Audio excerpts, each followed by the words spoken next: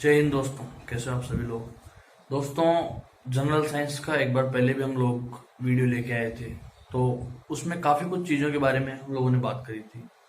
तो बहुत लोगों का पॉजिटिव रिस्पॉन्स आया। उसी चीज़ को देखते हुए आज एक बार दोबारा आप लोगों के जनरल साइंस का एक और वीडियो में लेकर आया हूँ, जिसमें हम कुछ अहम जो क्वेश्चंस हैं, कुछ काफ़ी इंपॉर्टेंट जो प्रश्न हैं, उनके बारे में हम बात करने वाले हैं। तो आप लोगों से पहले मेरी ये रिक्वेस्ट है कि आप बिना कुछ सोचे समझे वीडियो को लाइक तो कर ही दें, क्योंकि आज की इस वीडियो में हम जिन चीज़ों के बारे में बात करने वाले हैं, ऐसा आपने पहले कभी किसी वीडियो में नहीं देखा होगा। आज कहने को हम कुछ क्वेश्चंस करेंगे, लेकिन उन क्वेश्चंस से रिलेटेड काफ़ी कुछ चीज़ें, कुछ अहम बिंदु जिनके बारे में हम चर्चा करने वाले हैं। तो आइए देखते हैं पहला प्रश्न क्या है हमारे पास में, कि मनुष्य का सामान्य तापक्रम कितना होता है। एक जो ह्यूमन बॉडी होती है, एक जो मानव का शरीर होता है, उसका जो नॉर्मल टेम्परेचर होता है बिल्कुल वो कितना होता है। आज आदमी होता है, जो मानव होता है, उस मानव शरीर का सामान्य तापक्रम कितना होता है। अगर हमारे से कोई भी पूछे तो हमारा सामान्य तो उत्तर रहता है कि 37 डिग्री सेल्सियस रहता है। जो डिग्री सेल्सियस का पैमाना है उस पर हम बता देते हैं कि 37 degree Celsius is the basic temperature of an human body. तो देखिए यहाँ पर क्या है, इसी तरह से यहाँ पर 98.6 डिग्री फ़ारेनहाइट ये भी सही है, और 310 केल्विन ये भी सही है। अगर ऑप्शंस में इन तीनों में से कुछ भी आ जाए तो वो सही है, और अगर तीनों ही आ जाए तो उत्तर हो जाएगा हमारा उपरोक्त सभी। तो ये था हमारा बेसिक कंसेप्ट कि मनुष्य का सामान्य तापक्रम कितना होता है। तो अपने को ध्यान में रखना है कि ये तीनों जो टेम्परेचर है ये एक जैसे ही है, इसलिए हम कह सकते हैं कि मनुष्य के शरीर का सामान्य तापक्रम या तो 37 डिग्री सेल्सियस या 98.6 डिग्री फ़ारेनहाइट या 310 केल्विन। दोस्तों, तापमान के जो पैमाने हैं, ये कई सारे पैमाने होते हैं। तापमान के जो पैमाने हैं उनमें से तीन जो काफी महत्वपूर्ण है, जैसे डिग्री सेल्सियस हुआ, फ़ारेनहाइट हुआ, केल्विन हुआ, इसी तरह के कुछ और पैमाने होते हैं जिनमें से महत्वपूर्ण हमारे पास ये तीन है, जिनका हमें ध्यान रखना है। तो देखिए, मैं इसमें कुछ जो इंटरचेंज है उसको मैं बता देता हूँ। जैसे 37 डिग्री सेल्सियस है तो ये 98.6 डिग्री फ़ारेनहाइट कैसे हुआ, कुछ तो इंटर रिलेशन होता होगा इनके बीच में, वो मैं बता देता हूँ आपको। तो देखिए, डिग्री फ़ारेनहाइट जो होता है ये होता है 9/5 इंटू डिग्री सेल्सियस प्लस 32। ये रिलेशन यहाँ पर इनके बीच में होता है। इसी तरह से केल्विन का जो पैमाना होता है, ये केल्विन का पैमाना हमेशा डिग्री सेल्सियस से 273 ज्यादा होगा। यानी डिग्री सेल्सियस का पैमाना जो भी दिया हुआ है उसमें यदि हम 273 ऐड कर दें तो हमारे पास केल्विन का जो मान है वो आ जाएगा। बात समझ में आ गया आप लोगों को। अब देखो यहाँ पर डिग्री सेल्सियस में वैल्यू 37 आप पुट करें, 9/5 इंटू 37 प्लस 32, 9 5 35, 2 5 20 प्लस 32, इन दोनों को मल्टीप्लाई करें, 9 चौका 36, 9 7 63 और 3 66 प्लस 32, 98.6। तो किस में आ गया हमारे पास में, डिग्री फ़ारेनहाइट में 37 डिग्री सेल्सियस इस डिग्री फ़ारेनहाइट के बराबर हो जाएगा। इसी तरह से डिग्री सेल्सियस में हमारे पास 37, इसमें हम जोड़ देंगे 273, तो हमारे पास में कितना आ जाएगा, देखो आ जाएगा 310 केल्विन। तो ये एक महत्वपूर्ण रिलेशन होता है। कभी कभार ये पूछ ले कि तापमान जो होता है या तापक्रम जो होता है उसकी ऐसा इकाई कितनी होती है, क्या होती है ऐसा इकाई, तो वो होती है केल्विन। ताप की ऐसा इकाई क्या होती है, केल्विन होता है। ठीक है, इसी तरह से यहाँ पर हमारे पास में ये जो इंटर रिलेशन था, जो चेंजेस था, वो हमारे समझ में आ ही गया। एक कई बार इंपॉर्टेंट क्वेश्चन ये पूछ लिया जाता है कि वह कौन सा पैमाना है जिस पर, यानी कितना मान है वह तापक्रम का जिस पर डिग्री सेल्सियस और फ़ारेनहाइट दोनों के मान बराबर होते हैं। यानी कोई ना कोई ऐसा टेम्परेचर भी है जहां पर डिग्री सेल्सियस जितना होगा उतना ही फ़ारेनहाइट मान होगा, ऐसा भी होता है। आइए देखते हैं किस तरह से होता है। तो डिग्री सेल्सियस और फ़ारेनहाइट दोनों की वैल्यूज इक्वल होती है, वह कौन सा टेम्परेचर है दोस्तों, वो टेम्परेचर -40 डिग्री, -40 डिग्री। कैसे, हम इसको चेक करके देखते हैं। हमारे पास फॉर्मूला तो ऐसे ही, Fahrenheit equal to 9/5 multiplied by degree Celsius plus 32, ये फॉर्मूला होता है हमारे पास में।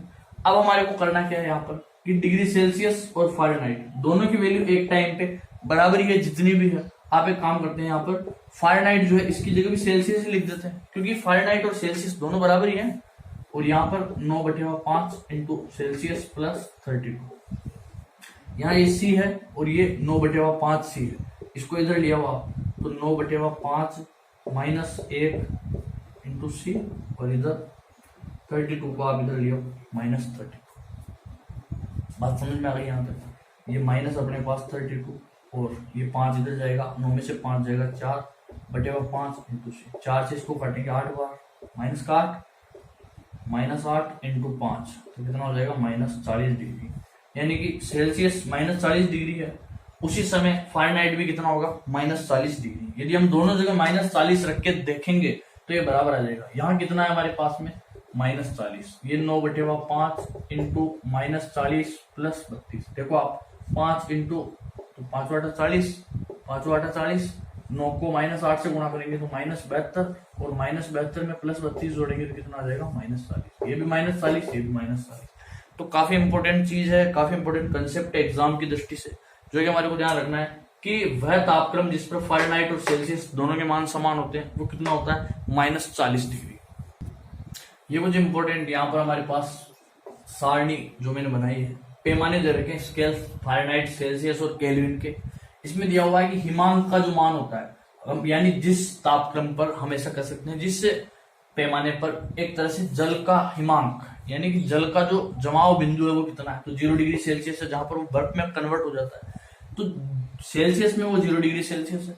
यही मान हम अगर फ़ारेनहाइट में कन्वर्ट करने के लिए रखेंगे तो देखो कितना आ जाएगा 32 डिग्री फ़ारेनहाइट, और इसमें आप ऐड कर दो 273 तो केल्विन में आ जाएगा। ये सारे हिमांक के मान है। इसी तरह भाप बिंदु या इसको क्वथनांक हम कह सकते हैं जल का एक तरह से, तो वो हमारे पास में 100 डिग्री सेल्सियस है, फ़ारेनहाइट में वो है 212 डिग्री और केल्विन में 373। और बराबर भागों की संख्या इनके पैमानों पर, फ़ारेनहाइट में 180 भाग है तो सेल्सियस और केल्विन में 100 भाग बराबर होंगे। इस तरह से काफी अहम इसके बारे में जानकारी थी पैमाने के बारे में जो मैंने आपको बताई। प्रश्न हमारे पास में कि मनुष्य के शरीर में प्रचुरता यानी कि बहुतायत में कौन सा तत्व पाया जाता है, उस तत्व का हमारे को नाम बताया। यहाँ पर प्रचुरतम लिखा हुआ है, इसमें आप कंफ्यूज नहीं हो हमेशा। देखो प्रचुर के आगे तम लिखा हुआ है, तम अब प्रत्यय लग रहा है, यानी कि सबके अंदर किसी एक को विशिष्ट बताने के लिए जो काम में आता है वो प्रचुरतम। इसी तरह तरफ प्रत्यय वो 2 में 1 की तुलना के लिए काम में आता है, 2 में 1 को विशिष्ट बताने के लिए।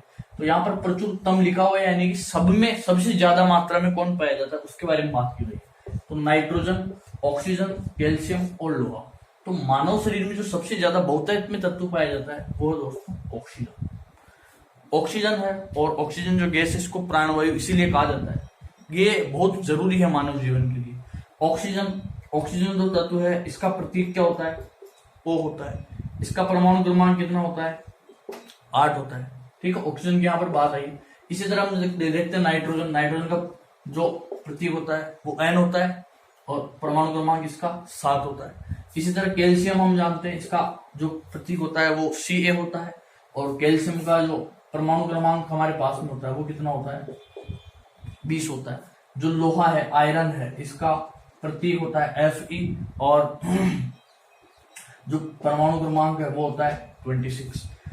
तो काफी कुछ इंपॉर्टेंट चीजें हैं। जब भी हमारे पास किसी भी एलिमेंट का नाम लिखा हुआ आएगा, हम एक तो उसका क्या नोटेशन, क्या सिंबल है, क्या प्रतीक क्या है उसका, उसके बारे में, और एक उसके परमाणु क्रमांक के बारे में, और कुछ उसके बारे में जो अहम जानकारी हमें पता होगी, उन चीजों के बारे में हम यहाँ पर चर्चा करते चलेंगे, जिससे हमारे काफी कुछ क्वेश्चंस क्लियर हो जाएं और साथ के साथ बहुत सी चीजें हमारी क्लियर हो जाए। सिंबल जो है काफी इंपॉर्टेंट चीज होती है, नोटेशन बहुत ही इंपॉर्टेंट चीज होता है। एग्जाम में प्रतीक पहुंच लिया जाता है कई बार तत्वों का केवल, वो भी हम गलत करके आ जाते हैं। क्यों? क्योंकि हमारी ऑलरेडी प्रैक्टिस नहीं होती उस चीजों के बारे में। तो पढ़ते पढ़ते हम सारी कुछ चीजें जो भी है एक्स्ट्रा नॉलेज, उन सबको लेकर चलेंगे। कम टाइम में ज्यादा चीजें हमारे को पढ़नी है। हमारे पास में कि मानव जो मस्तिष्क होता है, मनुष्य का जो मस्तिष्क होता है, उसका सबसे बड़ा पार्ट, सबसे बड़ा भाग कौन सा होता है? ऑप्शन है प्रमस्तिष्क, मध्य मस्तिष्क, अनुमस्तिष्क और शंखपाली। तो मस्तिष्क का जो सबसे आगे वाला जो भाग होता है दोस्तों, अग्र मस्तिष्क, उसका ये बहुत बड़ा भाग है। यानी पूरे मस्तिष्क का 95% के आसपास जो होता है वो केवल प्रमस्तिष्क होता है।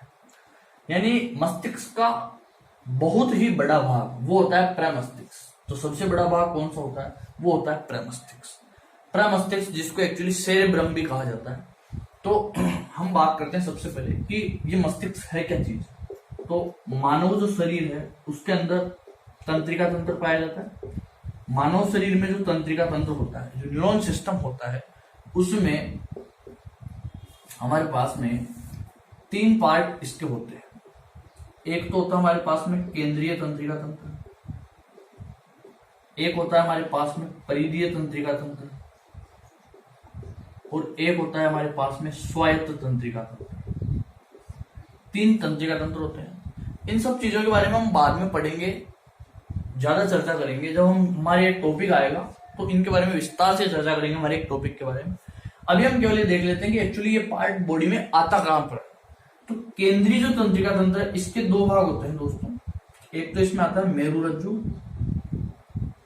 जो रीढ़ की हड्डी होती है, वो इसमें आता है पार्ट, और एक हमारे पास में आता है मस्तिष्क, जो मानव का ब्रेन होता है, वो इसमें आता है। तो मस्तिष्क, ये मानव मस्तिष्क तंत्रिका तंत्र के केंद्रीय तंत्रिका तंत्र भाग में आता है मस्तिष्क, और मस्तिष्क का सबसे बड़ा भाग होता है वो होता है प्रमस्तिष्क।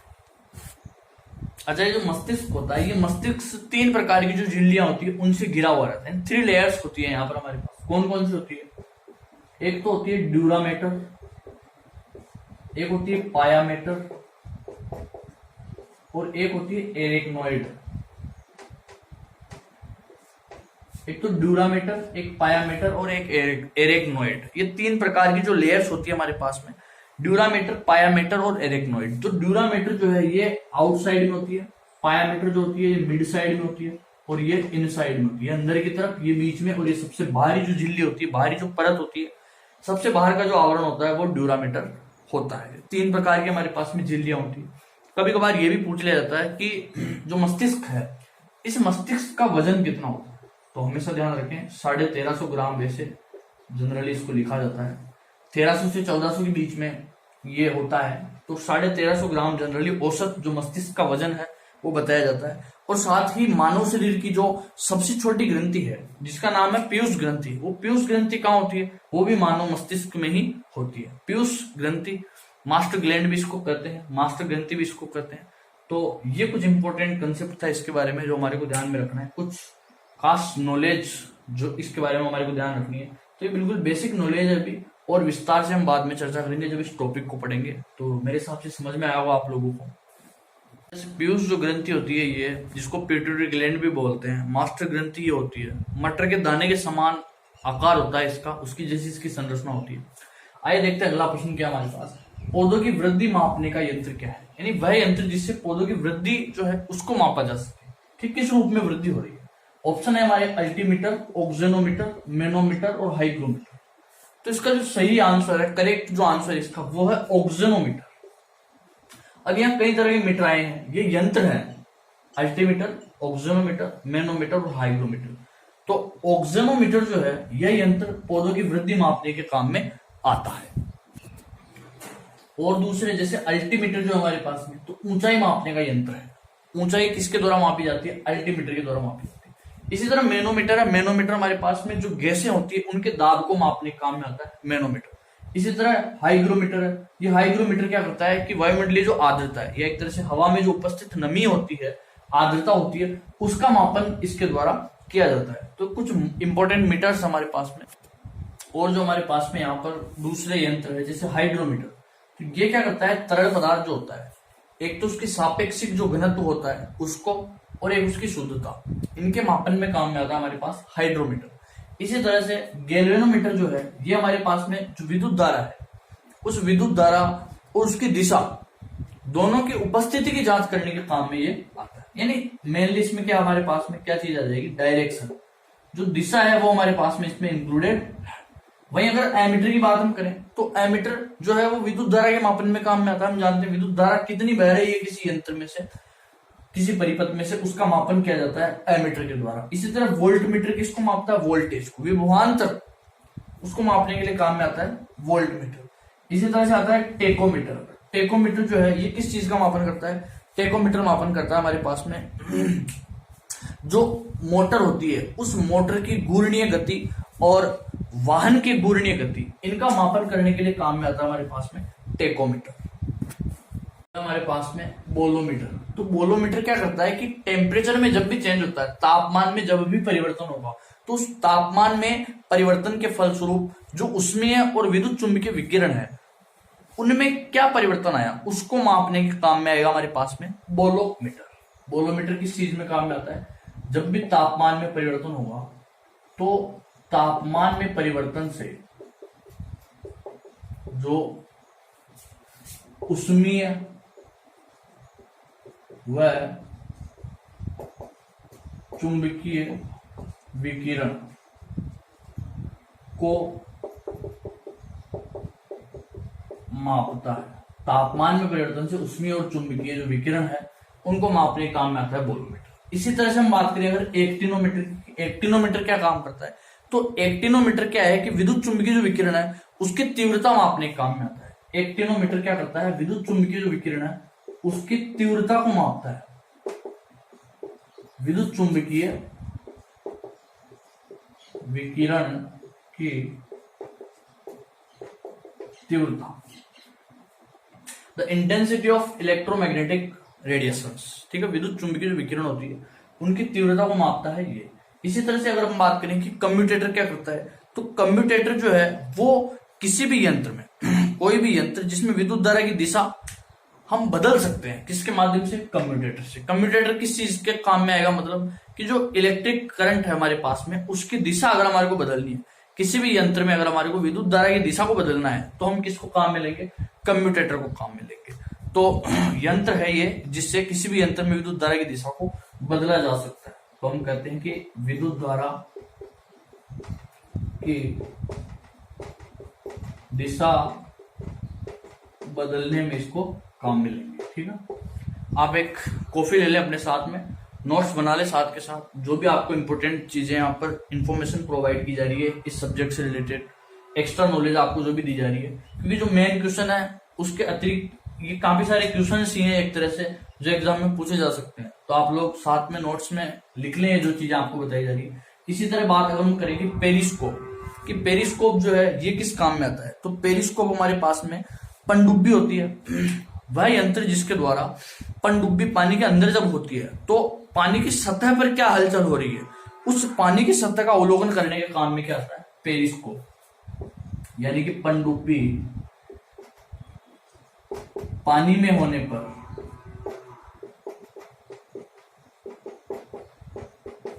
जब पानी के अंदर होती है पनडुब्बी तो सतह का अवलोकन करने के काम में आता है।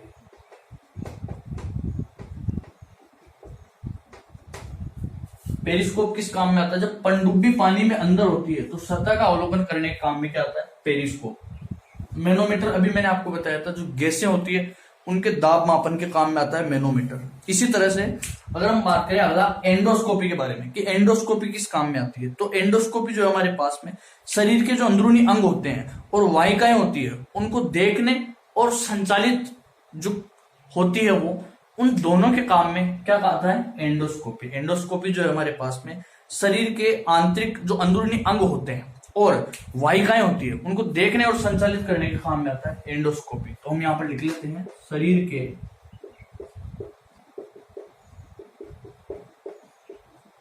आंतरिक अंगों और साथ ही वाहिकाओं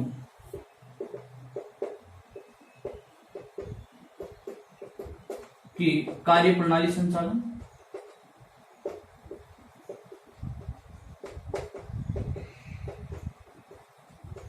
उसमें क्या काम में आता है? एंडोस्कोपी। अगर हम बात करें कार्डियोग्राम की तो पहले ही पढ़ चुके हम कि हृदय का विज्ञान, हृदय का अध्ययन जिस विज्ञान में किया जाता है कार्डियोग्राफ, इसी तरह से कार्डियोग्राम तो ये जो हमारे हार्ट होता है उसके अंदर की जो क्रियाएं हैं, गतिविधियां हैं, उनका पता करने के काम में आता है कार्डियोग्राम। कार्डियोग्राम जो है हमारे पास में ये हृदय गति के मापन में काम में आता है। जो हमारे हृदय होता है उसके अंदर की जो क्रियाएं होती है वो किस तरह से संचालित हो रही है उनका पता लगाने के लिए क्या काम में लिया जाता है? कार्डियोग्राम।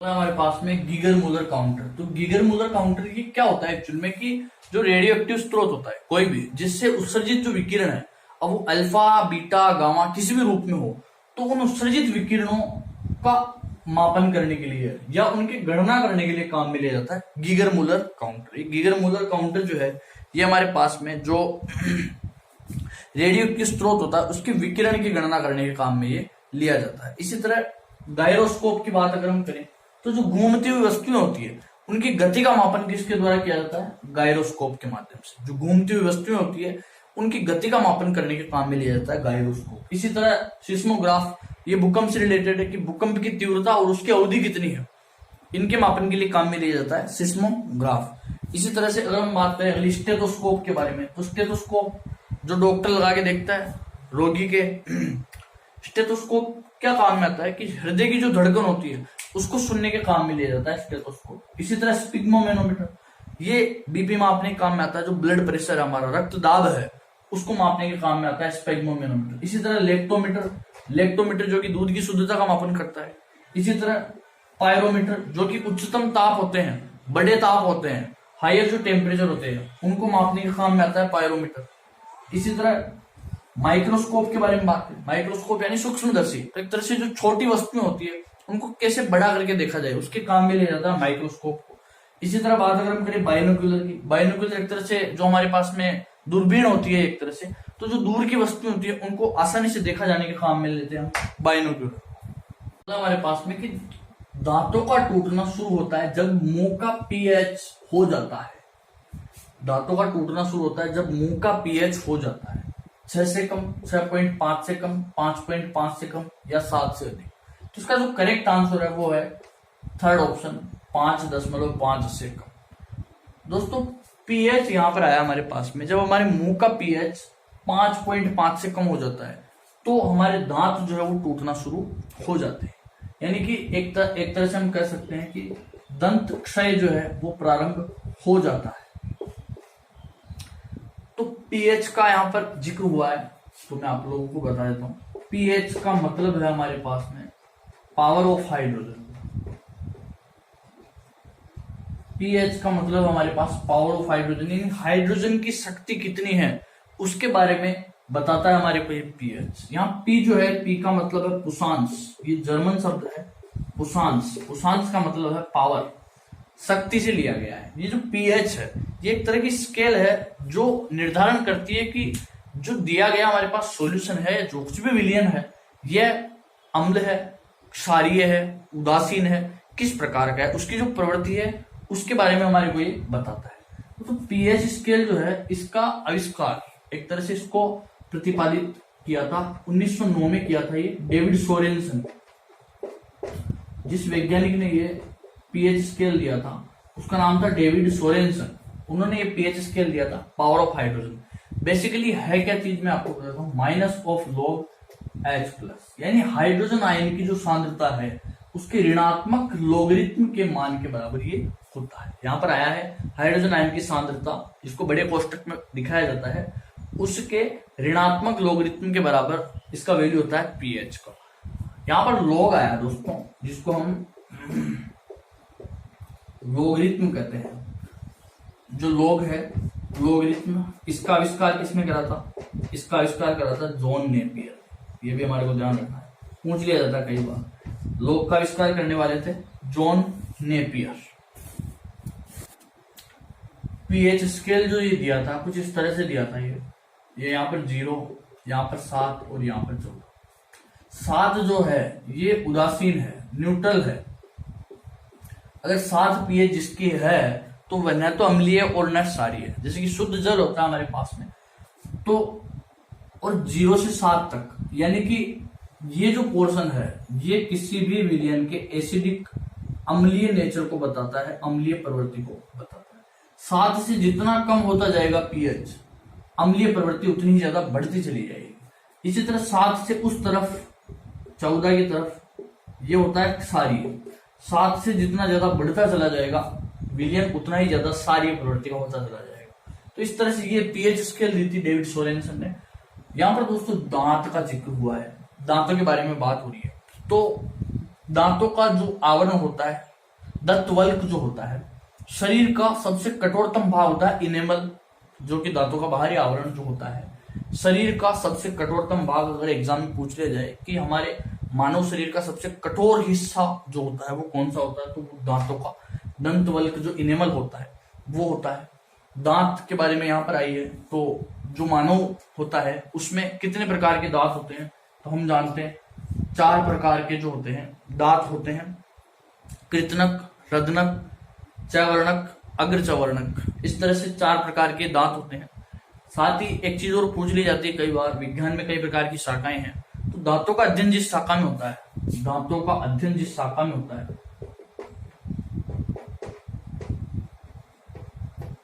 उस शाखा को कहा जाता है ओडोंटोलॉजी। दांतों का अध्ययन जिस विज्ञान की जिस शाखा में होता है उस शाखा को कहा जाता है ओडोंटोलॉजी। और हमारे जो दांत है वो बने हुए होते हैं कैल्शियम फॉस्फेट से।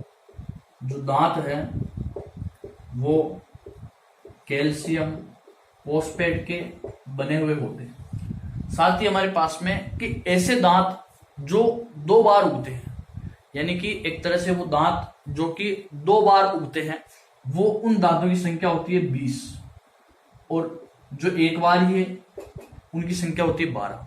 यानी कि हम इस तरह से कह सकते हैं कि अस्थायी दांत कितने हो गए 20, और स्थायी जो दांत है उनकी संख्या हो गई 12। अच्छा, एक चीज और पूछ ली जाती है कि दंत सूत्र क्या होता है। तो दंत सूत्र होता है 2-1, 2-3, 2-1, 2-3। ये मानव का दंत सूत्र होता है भाई 21-23 बटेवा 21-23। ये भी काफी इंपॉर्टेंट चीज है जो हमारे को ध्यान में रखनी है। दंत सूत्र है जिसको डेंटल फॉर्मूला कहते हैं एक तरह से, तो ये चीज हमारे को ध्यान में रखनी है। हमारे पास में कि जो लिटमस पेपर है उसका प्राकृतिक रंग कैसा होता है। जो लिटमस पेपर होता है हमारे पास में, उसका प्राकृतिक जो नेचुरल कलर होता है वो किस तरह का होता है। चार ऑप्शन है, लाल, हरा, नीला और बैंगनी। तो प्राकृतिक जो रंग होता है उसका वो होता है दोस्तों बैंगनी। अब हम बात करते हैं कि जो लिटमस पेपर है एक्चुअल में होता क्या है। तो ये एक तरह का हमारे पास स्ट्रिप होता है, कुछ इस तरह की इसकी स्ट्रक्चर होती है, और इसको लाइकेन का जो पौधा होता है उससे प्राप्त किया जाता है। लाइकेन पौधे से इसको प्राप्त किया जाता है दोस्तों। दूसरी चीज, ये आता किस काम में है। तो कोई भी विलियन, अब वो विलियन कौन हो सकता है, वो विलियन अम्ल हो सकता है, वो विलियन क्षार हो सकता है। उदासीन है तब तो कोई दिक्कत ही नहीं है। अगर वो अम्लीय या क्षारीय हुआ तो उस विलियन का पता लगाया जा सकता है, उसकी प्रकृति का पता लगाया जा सकता है किसके माध्यम से, लिटमस पेपर के माध्यम से। कैसे, यदि हम किसी विलियन में नीले कलर का लिटमस डालते हैं, यदि किसी विलियन में नीले कलर का लिटमस डाला और उसका कलर नीले से लाल में बदल गया, अगर किसी विलियन में नीले कलर का लिटमस डाला और वो लाल में परिवर्तित हो गया, वो लिटमस पेपर नीले से लाल में परिवर्तित हो गया, यानी कि वो विलियन जिसमें लिटमस पेपर को हमने डाला है वो कौन सा विलियन है, अम्लीय विलियन। दोस्तों, नीला लिटमस डाला और लाल में बदल गया, यानी कि अम्लीय विलियन है। अगर हमने उस विलियन में लाल लिटमस डाला और वो लाल लिटमस किस में बदल गया, नीले में बदल गया, यानी कि वो विलियन क्षारीय विलियन होगा। ये इंपॉर्टेंट कंसेप्ट हमारे को ध्यान में रखना है। तो ये है लिटमस पेपर से रिलेटेड कुछ इंपॉर्टेंट इंफॉर्मेशन। प्रश्न दोस्तों हमारे पास में, हेलोजन समूह में जो तत्व है वो किन अवस्थाओं में है। दोस्तों, ये जो प्रश्न है ये काफी महत्वपूर्ण प्रश्न है। इस बार जो रीट है उसमें इसी तरह के, ये काफी अच्छा सवाल है, अच्छे लेवल का क्वेश्चन है। इस तरह के प्रश्न आने की ज्यादा संभावना है। आप लोगों को इनको समझकर और फिर अटेम्प्ट करना है। देखो, पूछ रहा है कि हेलोजन समूह, तो पूरा का पूरा जो एक वर्ग है, पूरा का पूरा जो ग्रुप है, उस ग्रुप में जो कि 17वां ग्रुप होता है हेलोजन, उसके बाद इनर्ट गैसेस का आता है, अक्रिय गैसों का आता है 18वां। तो जो हेलोजन समूह है उसमें जो तत्व एलिमेंट्स जो है अवेलेबल, वो किन अवस्थाओं में, यानी उनकी जो स्टेजेस हैं वो कौन कौन सी है। तो उसमें होगा कि स्टार्टिंग के 2 तत्व इस स्टेज में है, फिर इस स्टेज में है, फिर बाकी के तत्व इस स्टेज में है। तो वो अपने को बताना है कि कौन सी अवस्था में है। ये 4 विकल्प हमारे पास दिए हुए हैं। तो देखिए, इसका विकल्प नंबर 3 जो है सही हो जाएगा कि गैसेज स्टेट में है 2, द्रव अवस्था में है 1 और ठोस अवस्था में है 2 तत्व। अब ये तो आंसर हो गया। अब ये कैसे हुआ ये मैं आप लोगों को एक्सप्लेन कर देता हूँ। देखिए, समझो, अपन एक समझते हैं बात को कि अपने पास में जो हेलोजन गैसेज का जो ग्रुप है ये 70वें नंबर का ग्रुप है एक्चुअली। इसमें जो एलिमेंट्स है फ्लोरीन, फिर क्लोरीन, फिर ब्रोमीन, फिर आयोडीन और फिर एस्टेटिन। इस तरह से इसमें एलिमेंट्स है फ्लोरीन, क्लोरीन, ब्रोमीन, आयोडीन और एस्टेटिन। देखिए, समझो आप इसको कि जो फ्लोरीन और क्लोरीन जो दोनों के स्टार्टिंग के जो एलिमेंट्स ना, ये तो होते हैं गैस अवस्था में। ये है अधातु, अधातु जिनमें ये दो तो है गैस अवस्था में, ब्रोमीन जो है हमारे पास में ये होता है द्रव अवस्था में, और आयोडीन और एस्टेटिन ये दोनों जो है ये होते हैं हमारे पास में ठोस अवस्था में। हमेशा ध्यान रखना, कंपटीशन में कई बार पूछ लिया जाता है कि वह अधातु जो कमरे के ताप पर द्रव अवस्था में पाया जाता है, क्या हो जाएगा? ब्रोमीन। क्या बोला मैंने? अधातु जो द्रव अवस्था में पाया जाता है, अधातु जो द्रव अवस्था में होता है, अगर ऐसा आता है तो अपने पास में क्या आंसर हो जाएगा इसका? वो तत्व है भैया ब्रोमीन। और ऐसा भी आ जाता है कि वह धातु जो कमरे के ताप पर द्रव अवस्था में पाया जाता है, तो फिर वहां अपन जानते हैं Hg जो कि मरकरी होती है हमारे पास में, जिसको कि हम पारा बोलते हैं। Hg मरकरी जिसको हम पारा बोलते हैं, वो हमारे पास में धातु होते हुए भी कमरे के ताप पर द्रव अवस्था में पाया जाता है।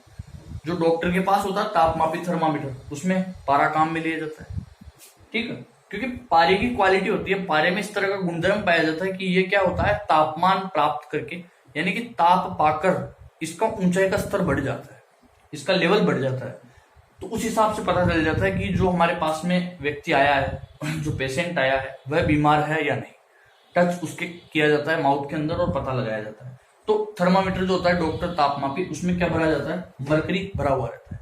इसी तरह से अपने पास में हेलोजन जो ग्रुप है 17वां, इसके बारे में बात चल रही है। तो ये फ्लोरीन, क्लोरीन, ब्रोमीन, आयोडीन और एस्टेटाइन, जिनमें से starting 2 elements are gases, and जो ब्रोमीन है ये लिक्विड स्टेट में, और आयोडीन और एस्टेटिन जो है सॉलिड स्टेट में ठोस अवस्था में पाया जाता है। आपको मैं बता दूं, फ्लोरीन जो है इसका परमाणु क्रमांक कितना है? 9 होता है। इसके बाद में क्लोरीन का परमाणु क्रमांक कितना होता है? 17 होता है। ब्रोमीन का परमाणु क्रमांक कितना होता है? 35 होता है। उसके बाद आयोडीन का क्रमांक कितना होता है? 53 होता है। और उसके बाद एस्टेटिन का क्रमांक कितना होता है? 85 होता है। क्लोरीन का 9, क्लोरीन का 17, ब्रोमीन का 35, आयोडीन का 53 और एस्टेटिन का 85। ये इस तरह से इनके क्रमांक होते हैं। यहां मैं आप लोगों को एक चीज बता देता हूं। कई बार क्या है कि अच्छा, ये जो पेरियोडिक टेबल है, इस पेरियोडिक टेबल के जो एलिमेंट्स हैं, इनमें से कुछ एलिमेंट्स हैं जो कि काफी जरूरी हैं, या आप लोग याद ही कर ले तो ज्यादा बेहतर रहेगा। मैं आप लोगों को बता देता हूँ एक बार कि किस तरह से हमारे को जो पेरियोडिक टेबल है, इसके एलिमेंट्स जो है वो याद हमारे को करने हैं। जैसे यहाँ पर ये हाइड्रोजन हमारे पास, ये तो आवारा तत्व है आवर्त सारणी का। आज तक इसका स्थान निर्धारित नहीं हो पाया कि आखिर इसकी जगह कौन सी है। ये हाइड्रोजन है। इसके बाद lithium, sodium, potassium, rubidium, caesium, francium. देखिए ये जो आवर्त है इस तरह के आगे, ये पहला आवर्त, ये दूसरा आवर्त, ये तीसरा आवर्त, चौथा आवर्त, पांचवा आवर्त, छठा आवर्त और सातवां आवर्त। इस तरह से आवर्त सारणी में कुल कितने आवर्त होते हैं? 7 आवर्त होते हैं। Hydrogen, lithium, sodium, potassium, rubidium, caesium, francium, ये इस तरह से। और ये होता है हमारे पास में फर्स्ट ग्रुप, पहला समूह। इस तरह से आवर्त सारणी में आवर्त तो होते हैं 7, और जो ग्रुप है जो खड़े हैं, ये ग्रुप होते हैं हमारे पास टोटल 18। कितने होते हैं? टोटल 18। जिनमें से पहला ग्रुप ये है, ये हमारे पास में क्षारीय धातुओं का ग्रुप है। इस ग्रुप को कहा जाता है क्षारीय धातुओं वाला ग्रुप, क्षारीय धातुएं। इसी तरह दूसरा जो है हमारे पास में, अच्छा ये हाइड्रोजन पहले नंबर पे, उसी तरह से उधर हीलियम आता है जो कि दूसरे नंबर पे होता है। परमाणु क्रमांक हीलियम का कितना होता है? 2 होता है। हाइड्रोजन, हीलियम, लिथियम तीसरे पे, फिर यहाँ पर ये बेरिलियम से स्टार्ट होता है second group, beryllium, magnesium, calcium, strontium, barium और radium. Beryllium, magnesium, calcium, strontium, barium और रेडियम, ये सेकेंड ग्रुप होता है। इस तरह से हमारे पास ये होता है क्षारीय मृदा धातुओं का, ये सारी धातुओं का, ये सारी मृदा धातु। उसके बाद ये जो पूरा है, इस ब्लॉक को कहा जाता है एस ब्लॉक। तो ये जो एलिमेंट्स मैंने आपको बताए, ये एलिमेंट्स है एस ब्लॉक के एलिमेंट्स। इसी तरह से यहाँ बीच में जो टोटल 10 समूह होते हैं, कितने होते हैं? 10। यहाँ पर हमारे पास बेरिलियम, फिर इधर बोरोन आ जाएगा, बोरोन, फिर कार्बन, नाइट्रोजन, ऑक्सीजन, फ्लोरीन और फिर नियोन। हीलियम के नीचे नियोन। ये इनर्ट गैसेस का ग्रुप है। ये हमारे पास हेलोजन गैसेस का ग्रुप है, इस तरह से, ठीक है। तो ये सारी धातुएं, सारी मृदा धातुओं का ग्रुप है, बता दिया आप लोगों को इस तरह से। और इधर जनरली धातुएं होती है, यहाँ धातुएं होती है डी ब्लॉक के एलिमेंट्स के अंदर। इनको संक्रमण धातुएं भी कहा जाता है, ट्रांजिशन एलिमेंट्स, संक्रमण तत्व कहा जाता है इसके अंदर। यहाँ बीच में 10 जो हमारे पास समूह होते हैं, ये डी ब्लॉक एलिमेंट्स होते हैं। ये डी ब्लॉक एलिमेंट्स होते हैं, इनको ट्रांजिशन एलिमेंट, संक्रमण धातुएं भी कहा जाता है। और इधर हमारे पास में ये जो हमारे पास पूरा ब्लॉक है, इस ब्लॉक के अंदर ये पी ब्लॉक एलिमेंट्स है एक्चुअली बोरोन से लेकर के, और ये नियोन, यानी कि कुल मिलाकर कितने 6 समूह है ये जो कि पी ब्लॉक एलिमेंट्स में आते हैं। इधर 2 समूह है जो कि एस ब्लॉक एलिमेंट्स में आते हैं, और बीच में 10 समूह जो कि डी ब्लॉक एलिमेंट्स में आते हैं। इस तरह से कुल 18 समूह बनते हैं। और यहाँ पर हमारे पास में 2 श्रेणियां आती है, जिनमें से एक तो हमारे पास लेंथनम से स्टार्ट होने वाली लेंथेनाइट श्रेणी, और एक एक्टिनियम से स्टार्ट होने वाली एक्टिनाइट श्रेणी हमारे पास में होती है। देखिए आप, लेंथेनम जो 57 पे है और एक्टिनाइट जो कि 89 पे। ये 2 प्रकार की श्रेणियां होती है, लेंथेनाइट और एक्टिनाइट। ये दोनों श्रेणियां ये आती है एफ ब्लॉक एलिमेंट्स में। तो एस, पी, डी और एफ, ये कुल मिलाकर के 4 ब्लॉक होते हैं आवर्त सारणी में। जब ये टॉपिक हमारे आएगा तो हम इसको विस्तार से चर्चा करेंगे और एक एक एलिमेंट्स के बारे में अच्छे से समझेंगे, पढ़ेंगे, काफी कुछ चीजें जानेंगे इसके बारे में। तो देखते हैं अगला प्रश्न। आप लोगों को यहाँ पर जो पीरियोडिक टेबल है, इसके क्या है एलिमेंट्स, अगर आप लोगों को ध्यान में है कि कौन सा एलिमेंट कहाँ पर अरेंज किया गया, तो आप किसी भी एलिमेंट्स का, किसी भी तत्व का परमाणु क्रमांक खुद से ज्ञात कर सकते हैं। आपको रटने की जरूरत नहीं है कि क्लोरीन इतने नंबर पे है, एस्टेटिन इतने नंबर पे है, आर्सेनिक इतने नंबर पे। आप लोगों को सिंबल ध्यान में होना चाहिए, पता होना चाहिए वो कौन सी जगह है। काफी सारी ट्रिक्स भी लोग यूज करते हैं इनको याद करने के लिए। तो आप जो ब्लॉक एलिमेंट्स जैसे एस ब्लॉक और पी ब्लॉक, इनको याद करने के लिए तो आप यूज कर सकते हैं ट्रिक्स। तो अपने अपने हिसाब से देख लें आप। तो देखें इसमें आप किस तरह से परमाणु क्रमांक इनका ज्ञात कर सकते हैं। कि परमाणु क्रमांक जो ज्ञात करने का सिस्टम है वो कुछ इस तरह का होगा। पहले इसमें 2 ऐड होता है, फिर 8 ऐड होता है, फिर 8 ऐड होता है, फिर 18 ऐड होता है, फिर 18 ऐड होता है, और फिर 32 ऐड होता है। इस तरह से चलता जाता है 2, 8, 8, 18, 18 और 32। अब हमेशा ये ग्रुप्स में ऐड करें, आप लोगों को फाइनली इसका जो रिजल्ट है वो मिल जाएगा।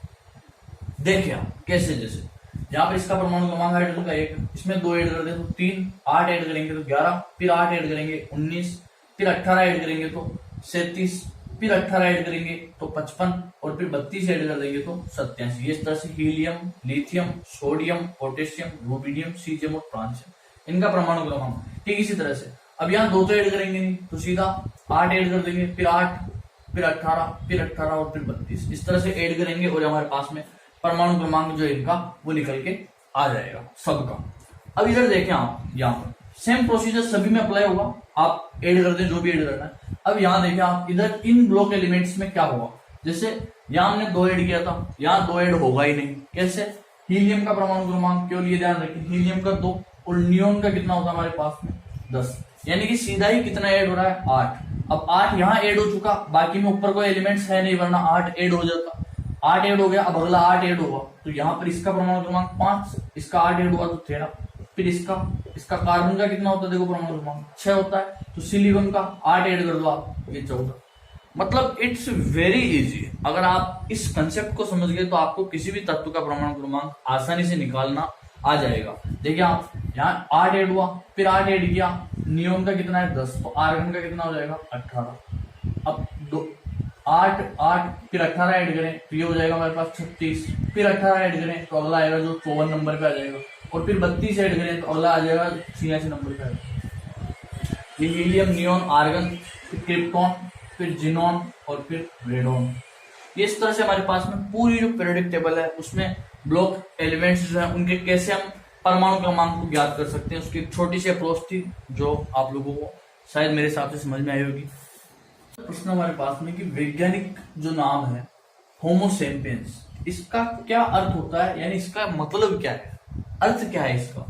तो जड़ा आदमी, मूढ़ आदमी, बुद्धिमान आदमी, या इनमें से कोई नहीं। दोस्तों होमो सेपियंस जो है इसका अर्थ क्या होता है, ये मानव प्रजाति के लिए यूज किया जाने वाला एक वैज्ञानिक नाम है दरअसल। तो होमो सेपियंस का जो अर्थ है वो होता है बुद्धिमान आदमी, बुद्धिमान व्यक्ति। एक्चुअली में क्या है, द्विजगत जो प्रणाली दी थी हमारे पास में, द्विजगत प्रणाली जो दी थी वो स्वीडन के जो वनस्पति शास्त्री थे जिनका नाम था कैरोलस लिनियस, उन्होंने ये द्विजगत प्रणाली दी थी। उन्होंने एक बुक लिखी थी जिसका नाम था सिस्टेमा नेचुरी। स्वीडन के वनस्पति शास्त्री कैरोलस लिनियस उनका नाम, इसलिए आधुनिक जो वर्गीकरण पद्धति है ऐसा कहा जाता है कि उन्हीं की देन है, उन्होंने सबसे पहले वर्गीकरण किया। तो कैरोलस लीनियस ने दी थी, और इनकी जो बुक थी उसका नाम था सिस्टेमा नेचुरी। इनकी पुस्तक का नाम है ये, इनकी बुक का नाम है। और इन्होंने जीवों को दो प्रकार के वर्गों में विभक्त किया, दो जगत में विभक्त किया, पादप जगत और जंतु जगत। तो काफी इंपॉर्टेंट चीज है ये कि द्विजगत प्रणाली किसने दी? कैरोलस लीनियस ने दी। इन्होंने क्या है कि जीवों के नामकरण की एक पद्धति दी विशेष प्रकार की, जिसमें वंश और जाति का नाम आएगा, जिसमें प्रारंभिक जो वंश है उसको कैपिटल लेटर्स में लिखा जाएगा, और उसके बाद जो जाति है उस जाति के नाम को जो है स्मॉल लेटर्स में लिखा जाएगा। तो वर्गीय पदानुक्रम में कुल दो वर्ग यानी दो टेक्सा थे, इसको टेक्सा कहते हैं, एक तो वंश और एक जाति। तो वंश के नाम को कैपिटल लेटर में और जाति का नाम जो बाद में लिखा जाता है उसको स्मॉल लेटर्स में इन्होंने बताया कि इस तरह से इसको लिखा जाएगा। तो यहाँ पर हमारे पास में हम देख रहे हैं होमो सैपियंस, इस तरह से ये इसका अर्थ होता है बुद्धिमान आदमी। तो द्विजगत प्रणाली किसने दी थी? कैरोलस लीनियस ने। तो इसी तरह से बाद में फिर जो त्रिजगत प्रणाली है वो दी हेकल ने। इन्होंने क्या किया कि भाई वंश तो था ही सही, जाति थी, बाद में फिर उपजाति को और शामिल कर दिया। इन्होंने क्या है कि एक प्रोटिस्टा नाम का नया वर्ग इन्होंने देखा कि उसका सृजन इन्होंने किया, और इस जगत में उन्होंने जो ऐसे जीव हैं जिनमें कि पादप और न जंतु, न तो पादप और न जंतु, तो जैसे कि युगलिना हुआ, तो ऐसे जीवों को उसमें शामिल इन्होंने किया। युगलिना को हम जो है पादप और जंतुओं के बीच की योजक कड़ी भी कहते हैं। तो ऐसे जंतुओं को इन्होंने इसमें शामिल किया, एक नया वर्ग दिया हेकल ने जो कि प्रोटिस्टा नाम से था। चतुर्जगत प्रणाली किसने दी? इन्होंने कोपलैंड ने दी। इसी तरह से पंच जगत प्रणाली जो कि आधुनिक वर्गीकरण हमारे पास में हम कहते हैं वर्गीय की है जगत की, तो आर.एच. व्हीटेकर के द्वारा दी गई। और पंच जगत जो प्रणाली थी इसमें मोनेरा, प्रोटिस्टा, फंजाई, प्लांटी और एनिमेलिया, इस तरह से कुछ 5 वर्ग जो है कुल इनको शामिल यहाँ पर किया गया। देखिए यहाँ मानव जो है उसका नाम आया होमो सैपियंस, एक तरह से वैज्ञानिक नाम है। इसी तरह से और भी कई सारी चीजें होती है जिनका वैज्ञानिक नाम, जैसे खेजड़ी है हमारे पास में, खेजड़ी जो कि हमारा राज्य वृक्ष है, इसका नाम है प्रोसेपिस सिनेरिया, इसका वैज्ञानिक नाम है प्रोसेपिस सिनेरिया। इसी तरह गोडावण जो कि हमारा राज्य पशु है, गोडावण राज्य पक्षी है हमारा, गोडावण जो कि राज्य पक्षी है उसका नाम है क्रायोटिस नाइग्रिसेप्स, क्रायोटिस नाइग्रिसेप्स। इसी तरह जो चिंकारा है जो कि हमारा राज्य पशु है उसका नाम है गजेला गजेला, और तुलसी जो पौधा है उसका नाम है ओसिमम सेंटम। तो इस तरह से कई सारे नाम है वैज्ञानिक नाम। इसी तरह से मोर जिसका नाम है वैज्ञानिक नाम पेओक्रिस्टेसस, और रोइडा जो कि हमारा राज्य पुष्प है इसका नाम है टिकोमेला अंडुलेटा, और मोर जो कि हमारा राष्ट्रीय पक्षी है उसका नाम है पेओक्रिस्टेसस। तो ये कुछ इंपॉर्टेंट नाम थे वैज्ञानिक नाम जो कि हमारे को ध्यान में रखने हैं। और भी काफी सारे हैं जो कि हमारे को ध्यान, जैसे मटर है, मटर का पाइसम सेटाइवम होता है। तो ये काफी सारे नाम है इंपॉर्टेंट जो कि हमारे को ध्यान रखने हैं, कई बार एग्जाम्स में ये भी पूछ ले जाते हैं। अगला हमारे पास में कि जो तरंग लंबाई है उसको किसके द्वारा दर्शाया जाता है। तो ये कुछ हमारे पास में सिंबल्स दिए हुए हैं कि तरंग लंबाई को किसके द्वारा दर्शाया जाता है। तो तरंग लंबाई को जो है इसके द्वारा दर्शाया जाता है। ये एक चिन्ह है दोस्तों, एक ग्रीक अक्षर है, एक्चुअली ग्रीक अक्षर है जो कि लेमडा, ग्रीक अक्षर है लेमडा, जिसका साइन होता है इस तरह से। इसके माध्यम से तरंग लंबाई ये हो गई हमारे पास में वेवलेंथ, इसी को तरंग दैर्ध्य भी कहते हैं। यानी कोई तरंग है तो उस तरंग के द्वारा जो दूरी तय हो रही है वो तरंग दैर्ध्य है हमारे पास में। तो तरंग दैर्ध्य जो है वो उसको दर्शाया जाता है ग्रीक अक्षर लेमडा के माध्यम से। उस तरंग की लंबाई कितनी है वेवलेंथ, उसको हम लेमडा के माध्यम से दर्शाएंगे। एक्चुअली कंसेप्ट क्या है मैं आप लोगों को बता देता हूँ कि जैसे हम जनरल वे में अगर देखें इसको तो हम ये लिखते हैं कि जो दूरी हमारे पास में वो दूरी को हम लिखते हैं कि किस चाल से जा रहा है और कितने समय में जा रहा है। चाल गुणा समय, उससे हमारे पास दूरी आ जाएगी। ये दूरी ही है तरंग दैर्ध्य एक प्रकार की। वेवलेंथ तरंग की कितनी लंबाई है, डिस्टेंस कितनी है, वहां से कितनी दूर है वो, तो वो लंबाई, तो वो दूरी है। तो इसको हम किससे दर्शा रहे हैं, लेमडा से। चाल जो होती है इसको हम या तो सी से लिखें या हम लिखें वी से, या तो सी से या वी से। तो जैसे हमने इसको लिखा सी से, ये हमारे पास में क्या हो गई चाल, और इनटू समय, देखो एक इंपॉर्टेंट चीज मैं बता दूं आपको, तरंग के केस में जैसे कहीं पर भी कुछ भी जो हमारे पास कोणीय गति किसी भी रूप में हो, अगर वहां पर दोलन हो रहा है तो हम ये कहते हैं कि एक दोलन, इकाई दोलन में कितना समय लग रहा है, वो आवर्तकाल है। और तो इस तरह से हम कहते हैं। और कंपन, तो प्रति सेकंड कितने कंपन हो रहे हैं, वो आवर्ती है हमारे पास में। तो एक्चुअल में समय, जो आवर्तकाल होता है, समय और आवर्ती, इनमें रिलेशन जो होता है वो कुछ इस तरह का होता है। जो टी टाइम है वो 1 फ्रीक्वेंसी एफ, जिसको हम न्यू से भी दर्शाते हैं। न्यू आवर्ती का सिंबल है न्यू, इससे भी इसको डिनोट किया जाता है। तो वही हमारे पास यहाँ समय है, तो समय को लिखेंगे 1/न्यू, 1/न्यू।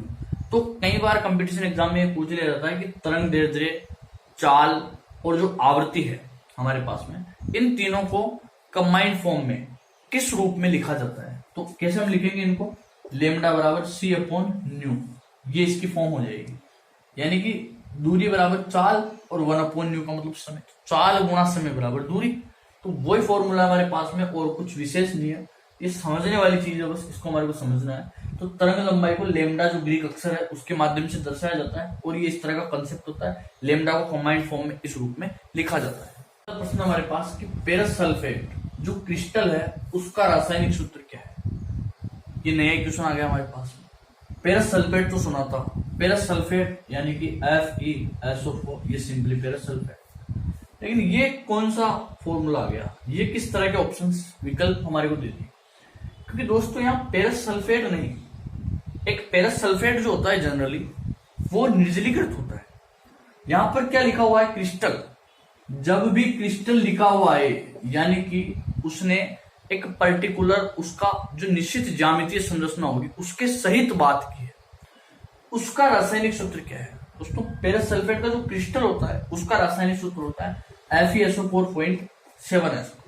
तो ये यहाँ पे 7H2, FeSO4 तो हम जानते हैं, ये 7H2 जो है साथ में, ये क्या चीज है, ये तो नई चीज है दोस्तों। किसी भी प्रकार के विलयन में, किसी भी लवण में एक निश्चित प्रकार के जो जल के अणु है, यहाँ कितने जल के अणु, 7। तो ये जल के अणुओं की मात्रा, इनकी जो संख्या है, मोल्स जो है इसके, वो निश्चित होंगे, निर्धारित होंगे। और ये जो निश्चित जल की मात्रा है किसी लवण में उपस्थित होती है, यही कहलाती है क्रिस्टलन जल। इसी को क्या कहते हैं हम, क्रिस्टलन जल। जल के अणुओं की एक निश्चित इकाई के रूप में या मात्रा जो होती है उसको क्रिस्टलन जल कहा जाता है। और तब जाके वो क्या बनता है, पूरे लवण का क्रिस्टल बनता है। ये काफी इंपॉर्टेंट कंसेप्ट आप लोगों को ध्यान रखना है। क्रिस्टलन जल क्या होता है, कई बार पूछ लिया जाता है। लवण में उपस्थित जल के अणुओं की निश्चित मात्रा या संख्या क्या कहलाती है, क्रिस्टलन जल। एग्जाम्पल के तौर पर आपको बता देता हूँ, आपने नीले तोते का नाम सुना होगा, नीला तोता। नीला तोता, उसका क्या सूत्र होता है, कॉपर सल्फेट का क्रिस्टल होता है वो, तो CuSO4.5H2। तो ये जो 5 जो ये जल के अणु है साथ में, ये क्रिस्टलन जल है। इस विलयन में उपस्थित ये जो जल है ये क्रिस्टलन जल है, और ये बनाता है कंप्लीट जो नीला तोता है। तो समझ में आया होगा मेरे हिसाब से कि क्रिस्टलन जल क्या होता है। मेन कंसेप्ट यहाँ पर ये समझाना था आप लोगों को। तो काफी इंपॉर्टेंट चीज है, ये भी कई बार पूछ ली जाती है एग्जाम में।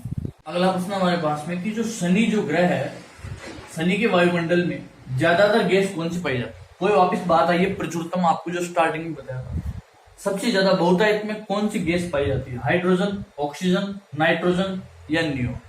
तो दोस्तों शनि का जो वायुमंडल है उसमें ज्यादातर जो गैस विद्यमान है उसका नाम है हाइड्रोजन गैस। सबसे ज्यादा बहुतायत में कौन सी गैस पाई जाती है यहाँ पर, हाइड्रोजन। शनि ग्रह के बारे में बात आई है तो इसके बारे में थोड़ी सी बात तो करेंगे हम लोग कि शनि जो है ये आकार के आधार पर यदि देखा जाए तो दूसरे नंबर का सबसे बड़ा ग्रह है, यानी इससे भी बड़ा ग्रह है एक। तो दूसरे नंबर का ग्रह कौन सा है, शनि। और सबसे बड़ा तो हम जानते हैं बृहस्पति है, तो उससे छोटा है शनि। शनि जो है ये, इसका नाम सेटर्न, इसको और क्या कहते हैं, सेटर्न। अच्छा, सूर्य से दूरी के आधार पर अगर देखा जाए, सूर्य से जो दूरी है, डिस्टेंस है, उसके आधार पर देखा जाए तो छठे नंबर पे आता है। मैं आप बता देता हूं आप लोगों को कैसे इनका सीक्वेंस आता है। कि जैसे यहाँ पर ये हमारे पास में सन है, सूर्य है, सबसे पहले कौन सा ग्रह है, बुध। सबसे पहले शुरुआत जो है हम गणेश जी से करेंगे, तो बुधवार है, उन्हीं का वार है, तो सबसे पहले जो ग्रह है वो बुध है, उसके बाद इसके बाद आता है गुरु, गुरु को छोड़ दें और शुक्र, अगला जो ग्रह है हमारे पास में वो शुक्र। उसके बाद शनि को छोड़ दें रवि, रवि तो खुद सूर्य भगवान है ही, तो इसकी जगह हम जहां रहते हैं पृथ्वी माता जो है हमारी उसको लिख देते हैं पृथ्वी। इसके बाद वही सोम को छोड़ दे, सोमवार को, और मंगल अगला आ जाएगा हमारे पास में मंगल। मंगल मंगल के बाद बुध, बुध तो आ चुका, अब गुरु आ जाएगा, गुरु यानी बृहस्पति, यही है हमारा सबसे बड़ा। गुरु के बाद शुक्र आ चुका, अब शनि।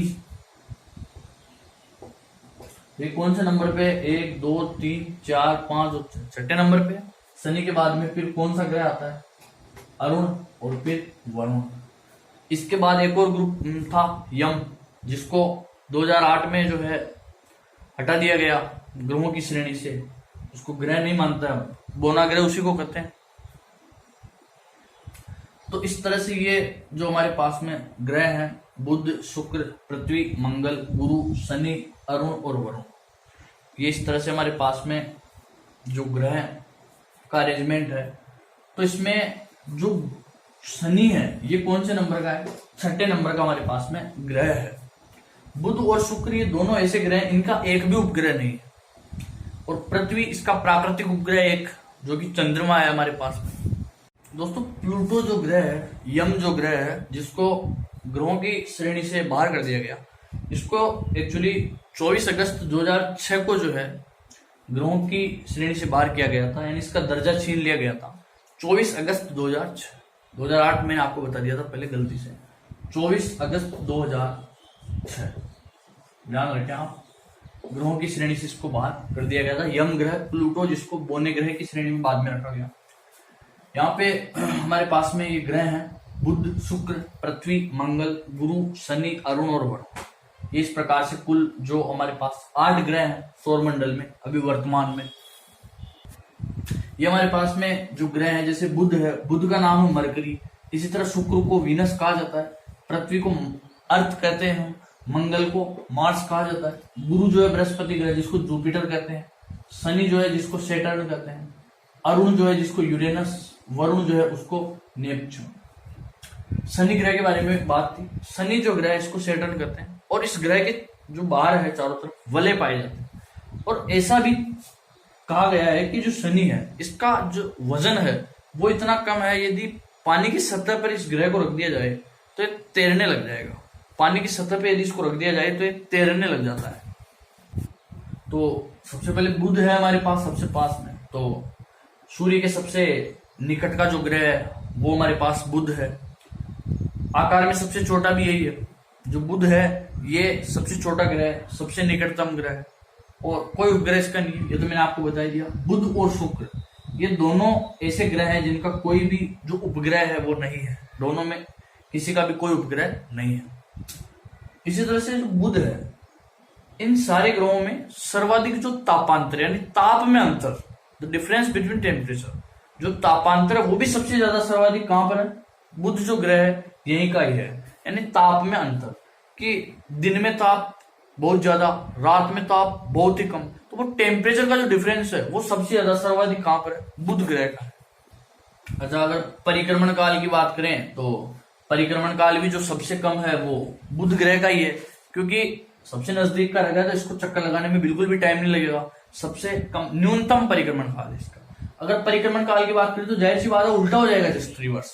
जितनी डिस्टेंस ज्यादा परिक्रमण काल भी उतना ही ज्यादा, जितनी डिस्टेंस कम परिक्रमण काल भी उतना ही कम। जैसे सबसे ज्यादा समय लगेगा वरुण को, वरुण बहुत दूर है, चक्कर लगाने में काफी टाइम लगेगा, उससे कम अरुण को लगेगा, उससे कम शनि, फिर गुरु, मंगल, पृथ्वी, शुक्र, और सबसे कम समय लगेगा बुध को। इसका परिक्रमण काल बिल्कुल कम होगा, न्यूनतम होगा। अच्छा, आपने 2 चीजों के नाम सुने होंगे, सूर्य ग्रहण और चंद्र ग्रहण। सूर्य ग्रहण और एक चंद्र ग्रहण, ये कब होते हैं ये मैं आपको बता देता हूं। सूर्य ग्रहण और चंद्र ग्रहण, एक्चुअली जो चंद्र ग्रहण है ये कब होता है? ये सन, ये अर्थ और ये मून। चंद्र ग्रहण जो है वो कब होता है? तो चंद्र ग्रहण जो है हमारे पास में जब सूर्य और चंद्रमा के बीच में पृथ्वी आ जाए तो क्या होता है? चंद्र ग्रहण होता है। इसी तरह सूर्य ग्रहण कब होता है? तो जब सूर्य और पृथ्वी के बीच में चंद्रमा आ जाए तो क्या होता है हमारे पास? सूर्य ग्रहण होता है। ये इंपॉर्टेंट कंसेप्ट है। तो इसमें मैं आपको ये बता देता हूं कि जैसे ये अपने पास में चंद्रमा है और सूर्य है, इनके बीच में क्या है? पृथ्वी। जब ये तीनों इस तरह से एक सीध में आ जाए तो चंद्र ग्रहण की स्थिति बनेगी, और सूर्य पृथ्वी के बीच में चंद्रमा आ जाए इस तरह की स्थिति बनेगी तो क्या हो जाएगा? सूर्य ग्रहण हो जाएगा। और इसके बारे में फिर और ज्यादा जानकारी हम आगे की वीडियोस में और काफी कुछ चर्चा करेंगे। जब एक टॉपिक हम पढ़ेंगे ग्रहों का तो विस्तार से चर्चा करेंगे एक एक के बारे में। इसी तरह से जो शुक्र है, तो शुक्र ग्रह जो है इसका क्या आकार आकृति लगभग पृथ्वी के समान ही है। इसका जो आकार है ये लगभग पृथ्वी के समान ही होता है, और पृथ्वी का सबसे निकटतम ग्रह भी अगर आ जाए कि पृथ्वी का सबसे पास का ग्रह तो वो शुक्र है। इसको भगिनी ग्रह भी कहा जाता है, जो पृथ्वी है उसका भगिनी ग्रह इसको कहा जाता है। और पृथ्वी की बहन हम इसको कहते हैं, पृथ्वी की जुड़वा बहन इसको कहा जाता है। भोर का तारा इसको कहा जाता है, सांझ का तारा इसको कहा जाता है। तो ये शुक्र के कई सारे नाम है, और सबसे चमकीला ग्रह अगर पूछ लिया जाए तो वो भी शुक्र ग्रह ही है। तो जिसके कारण इसको भोर का या सांझ का जो है तारा कहा जाता है। तो ये कुछ इंपॉर्टेंट बातें थी, और भी हम काफी सारी चीजें चर्चा और इसके बारे में करेंगे। जब ये टॉपिक हम आगे पढ़ेंगे अच्छे से, वहां हम इसके बारे में और विस्तार से चर्चा करेंगे। तो आज का वीडियो जिसमें हमने काफी कुछ क्वेश्चंस, काफी कुछ चीजों के बारे में चर्चा करी, और बहुत सी चीजों के बारे में आप लोगों को एक्स्ट्रा इन्फॉर्मेशन जो है वो भी प्रोवाइड करवाई। काफी कुछ क्वेश्चंस थे जिनसे रिलेटेड जो भी टॉपिक्स संभवतः आप बन सकते थे, उन चीजों के बारे में हम लोगों ने बात करी। तो मेन इस वीडियो को बनाने का मोटिव यही था। आगे और ऐसे कई सारे वीडियोस, कई सारे टेस्ट सीरीज, क्वेश्चंस वगैरह हम लेके आते रहेंगे। अगर इस तरह के 20 वीडियो हम लेकर आ चुके, 20 वीडियो अगर हम लेके आ गए, तो जनरल साइंस में एक हमारा कॉन्फिडेंस का जो लेवल है वो काफी अपग्रेड लेवल तक चला जाएगा। यानी काफी कुछ चीजें हमारे को जो है वो बिना पढ़े भी आने लग जाएगी, क्योंकि अगर हम हर चीज के बारे में एडिशनल इंफॉर्मेशन लेते हुए चलेंगे तो काफी कुछ एक्स्ट्रा अप्रोच जो होती है वो हम लगा सकते हैं उन चीजों के बारे में। तो ये वीडियो था आज का, और काफी कुछ एक्स्ट्रा इन्फॉर्मेशन आप लोगों को दी। मेरे हिसाब से आप लोगों को पसंद आया होगा, और काफी कुछ एक्स्ट्रा चीजें आप लोगों को यहाँ से जानने को मिली होगी। बहुत सी चीजें ऐसी भी होगी जो आपने पहले नहीं देखी होगी, पहले नहीं सुनी होगी, वो भी आपने आज इस वीडियो में देख ली। तो बस आप लोगों का सपोर्ट चाहिए, और आप लोग जो है जो वीडियो है हमारा उसको लाइक करें, चैनल को शेयर करें, सब्सक्राइब करें, जितना ज़्यादा से ज़्यादा हो सके। बस आप वीडियो को देखें, चीज़ों को समझें। अगर समझ में नहीं आता तो आप कमेंट बॉक्स में कमेंट भी करें। बेझिझक आपका हर एक डाउट जो है उसको सोल्व किया जाएगा, क्लियर किया जाएगा। हर एक कंसेप्ट यहाँ पर 100% क्लियर होगा, क्योंकि अब बस सिलेक्शन के लिए ही पढ़ना है। अब हमारा सिलेक्शन हमारे को लेना है, इस हिसाब से पढ़ना है। तो मिलते रहेंगे इसी तरह से, और काफ़ी कुछ नई वीडियोस और बहुत सी जानकारी आप लोगों के लिए लेकर आते रहेंगे। जय हिंद, जय भारत।